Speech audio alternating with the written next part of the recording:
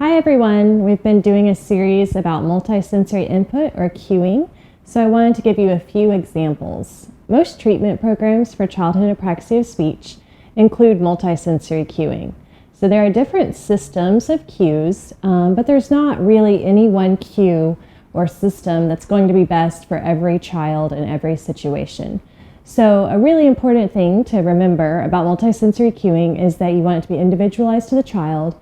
You want to use whatever that child needs to succeed at that moment. Multisensory cueing is going to change over time as well. So when you're using cueing with a child to help them succeed in producing a movement gesture to say a word, you're going to do that over and over and over again. And as the child learns, you'll be fading those cues because, of course, our goal is for the child to be able to speak independently. So as the child is gaining mastery, you'll use fewer and fewer cues and the child will become more and more independent. So one type of multisensory cueing is visual cueing. One that is really important is having the child look at your mouth as you're moving to say the word. So let's talk about if we were trying to produce the movement gesture to say the word up. So you might first direct the child's attention to your mouth. Watch me move like me, up, and have them try that. Now, another type of cueing you might include would be including an auditory cue as well. One way to do that is to use a simultaneous production. So you might say, okay, we're going to move to say the word up. Let's do it together. Up.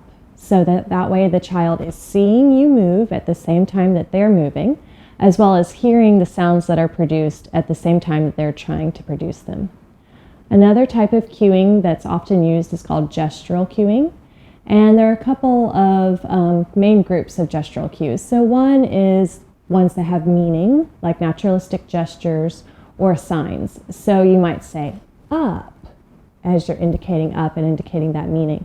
And this can be really effective for children who do use a lot of naturalistic signs and gestures. Another type of gestural cue is one that actually gives information about how the child should be moving their mouth to produce the word. So for the word up, you might say up, where your gesture is indicating how their mouth should be moving. And again, we usually are doing that near our mouth so the child's still also receiving the visual cue of how we're moving our mouth. Up. Another type of cueing is tactile cueing. When you're using tactile cueing, that means you're actually touching the child's mouth or face to help them move. So for the word up, if they were having trouble getting that open to close movement, you might be touching their chin or their jaw, something like that to help them move up. Or if they were having difficulty moving their lips together at the end, you might be helping with that up. So those would be some tactile cues. Another type of cueing is proprioceptive cueing. So proprioception is knowing how our body is moving through space and where our body is in space.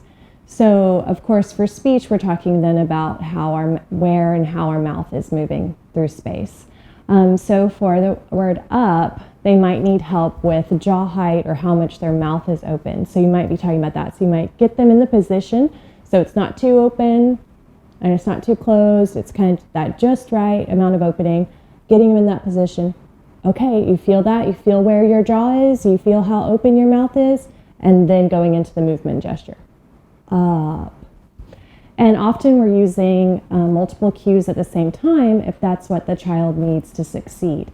And again, if the child is progressing and doesn't need as much help, then we want to be very carefully fading those cues so that they have the opportunity to be more and more independent, producing these motor plans to talk. So if you have any specific questions or examples, let us know in the comments, and we hope this was helpful.